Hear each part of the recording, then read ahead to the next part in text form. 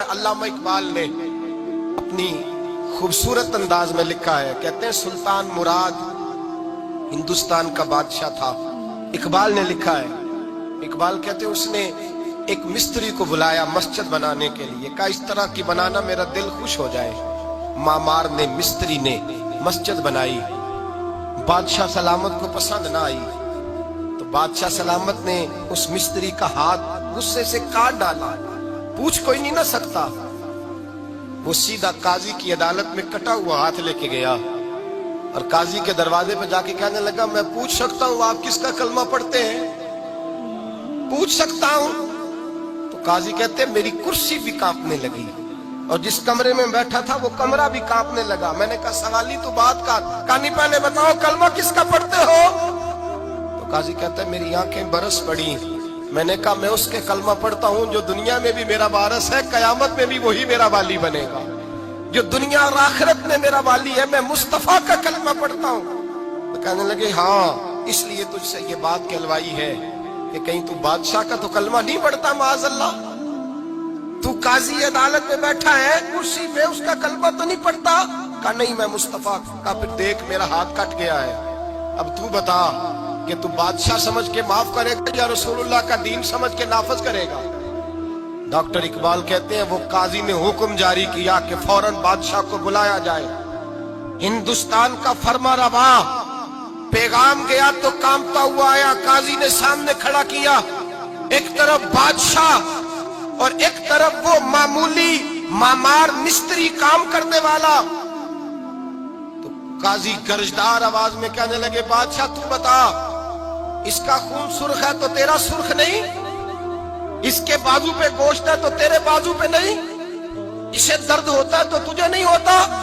ये तूने क्या हरकत की? बादशाह की गर्दन झुक गई। काजी कहने लगे पकड़ो इसको, बाहर ले जाओ और इसका बाजू काट दो, इसका बाजू काट दो। डॉक्टर इकबाल कहते हैं जहां कांप रहा था सारा कुछ, वहां खुशी के शादियाने बजने लगे। काजी कहने लगा इसका बाजू काटो और इसको बताओ अमीर गरीब का फर्क उतनी देर होता है जितनी देर बंदा मुसलमान नहीं होता, और जब कोई रसूलुल्लाह का गुलाम हो जाता है फिर सारे बराबर हो जाया करते हैं। बंदाओ साहिबो मोहताजो गनी एक हुए, तेरी सरकार में पहुंचे तो सभी एक हुए, तेरी सरकार में पहुंचे तो सभी एक हुए। और अपनी मिल्लत पर कयास अक़वाम मगरिब से न कर, खास है तरकीब में कौमे रसूले हाशमी, ले जाओ काटो इसका बाजू। इकबाल कहते हैं जब बाहर ले जाया गया बादशाह को तो बादशाह ने गर्दन झुकाई। वो मिस्त्री कहने लगा तूने गर्दन क्यों झुका दी है, अब क्या हुआ? तो बादशाह सुल्तान मुराद आंख खोल के कहने लगा भूल गया था, गलती हो गई थी, बादशाही के तकब्बुर में आया था। वो जो तेरा हाथ काटा है वो तकब्बुर से कट गया है, और ये जो गर्दन मैंने झुका दी है ये मैंने अपने नबी के दीन की हद के नीचे झुका दी है, हुजूर के कानून के नीचे झुका दी है। यहाँ सजा लूंगा वहां शर्मिंदा नहीं होना चाहता। उस मिस्त्री ने बढ़ के सीने से लगा लिया और कहने लगा काजी साहब मैंने माफ किया, मुझे पता चल गया है कि मुसलमान बादशाहों का कलमा नहीं पढ़ते, मोहम्मद अरबी का कलमा पढ़ते हैं, रसूलुल्लाह का कलमा पढ़ते हैं। और जब तक मुसलमान नबी पाक का कलमा पढ़ेंगे कोई अल्लाह की हदों को नहीं तोड़ेगा, कोई दीन को पामाल नहीं करेगा, किसी के अंदर ताकत पैदा नहीं होगी कि वो दीन की हद को तोड़ सके। हजरत जनाब सैयदना महमूद गज़नवी रहमतुल्लाह ताला अलैह बैठे हैं अपने दरबार में। एक गरीब औरत तड़पती रोती हुई आई, माँ बिलखती हुई आई और आगे कहने लगी बादशाह जरा मुझ गरीबनी की फरियाद भी सुन। बादशाह ने कहा जल्दी से बुलाओ, कहीं इसकी चीखें कोई जलजला बर्पा न कर दे। करीब आए, क्या बात है? कहने लगी कोई शाही खानदान का नौजवान है, मैं बेवा औरत हूँ, हिंदू मजहब से ताल्लुक रखती हूँ, मेरी 4 बेटियां हैं, कोई बादशाह कोई शाही खानदान का नौजवान है, सिपाहियों समेत आता है, शराब के मटके लाता है, मेरे घर में घुसता है, मेरे पास और तो कोई शय नहीं, एक इज्जत ही है। जब वो जवान बेटी की तरफ देखता है तो मैं सोचती हूँ अब दुनिया में बचा क्या है।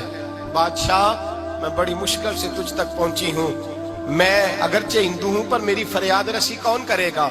सुल्तान महमूद गज़नवी कहने लगे तू जा, اور میں نے اپنے سارے سپہ سالاروں کو سپاہیوں کو حکم دے دیا ہے آئندہ جب تو آئے گی تو تجھے رات کا وقت بھی میرا دربار کھلا ملے گا، جیسے ہی وہ تیرے گھر آئے فوراً پہنچ جانا، آ کے اطلاع دینا۔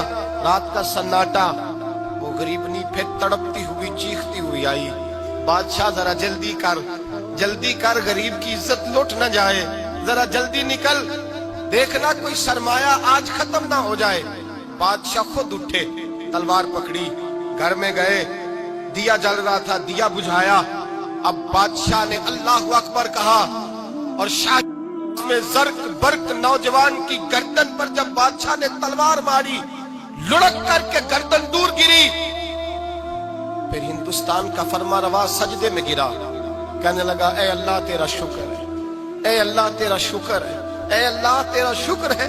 پھر بادشاہ نے کہا پانی تو لاؤ، دیا تو جلاؤ، پانی لایا گیا، کہا روٹی تو لاؤ، خشک روٹی کے چند ٹکڑے بادشاہ نے کھائے، 1 گلاس پانی کا، 2 گلاس پانی کے، 4 گلاس پانی، 2 جگ بادشاہ پانی کے پی گیا۔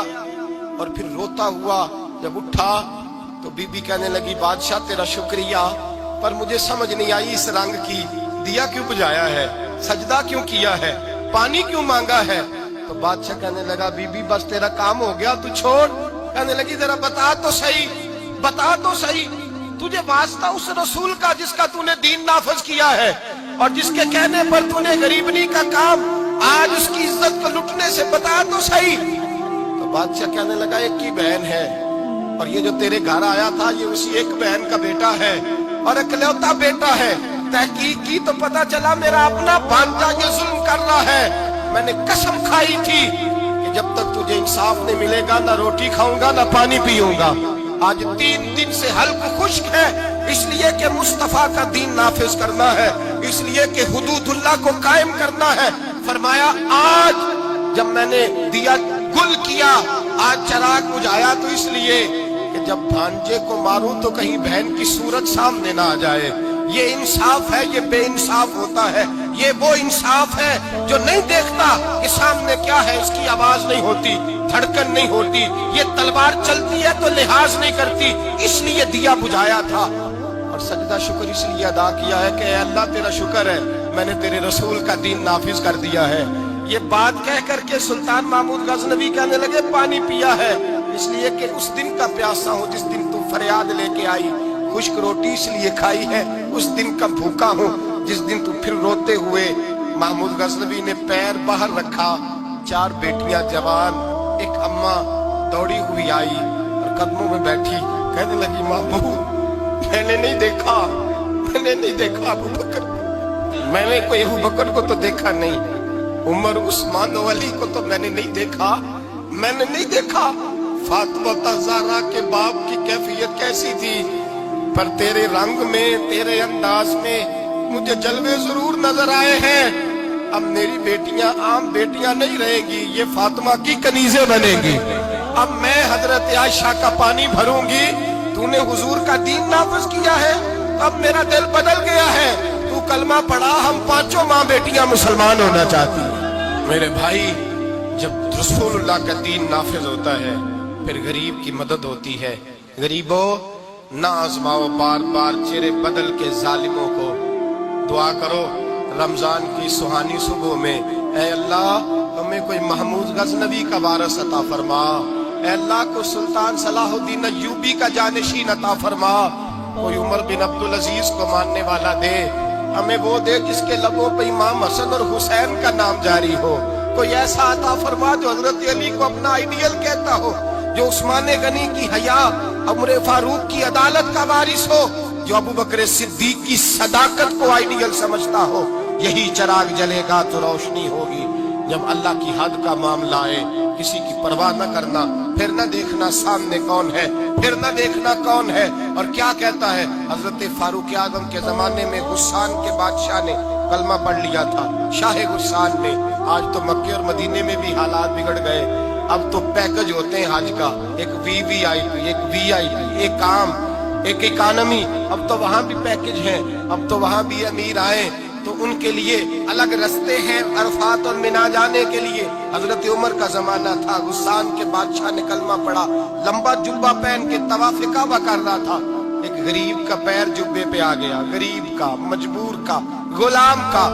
بادشاہ نے پلٹ کے تھپڑ جو مارا تو مجمع میں خانہ کعبہ کے سائے میں غریب رونے لگا اور حضرت عمر کے پاس گیا، کہنے لگا میں رسوا ہو گیا اور سرے طواف رسوا ہو گیا. اے عمر، اللہ کے گھر آ کے بھی میری رسوائی ہوئی. حضرت عمر نے غسان کے بادشاہ کو بلا کے کہا کہ اسے بدلہ دے، اسے راضی کر یا بدلہ دے. کہنے لگا عمر اب میں اسے بدلہ دوں؟ آپ نے فرمایا یہ میرے نبی پاک کا دین ہے، یہ حضور کا دین ہے، یہ نافذ ہوگا. یہ امیر غریب کے لیے علیحدہ علیحدہ نہیں، اسے بدلہ دے، یہ تجھے تھپڑ مارے گا، تجھے کھانا پڑے گا. اس نے کہا اگر میں ایسا نہ کروں تو آپ فرمانے لگے پھر میں عمر ہوں، پھر میں عمر ہوں، پھر میں تجھ سے کرواؤں گا، تجھے کرنا پڑے گا، تجھے یہ کرنا پڑے گا، میں کرواؤں گا. حضرت سیدنا عمر فاروق نے کہا ایک رات کا وقت ہے تیرے پاس، یا اسے راضی کر لے یا سویرے اسی طرح طواف ہوگا، اسی طرح مجمع ہوگا اور طواف کی اس جگہ جہاں تو نے تھپڑ مارا تھا یہ تجھے تھپڑ مارے گا اور سارا زمانہ دیکھے گا کہ رسول اللہ کا دین کیسے نافذ ہوتا ہے. تجھے تھپڑ کھانا پڑے گا، مار کھانی پڑے گی. اللہ اکبر. جب سیدنا فاروق اعظم نے اسے یہ کہا، ایک رات سوچنے کا وقت لیا، اس نے راتوں رات سامان اٹھا کر کے واپس بھاگ گیا، عیسائی ہو گیا.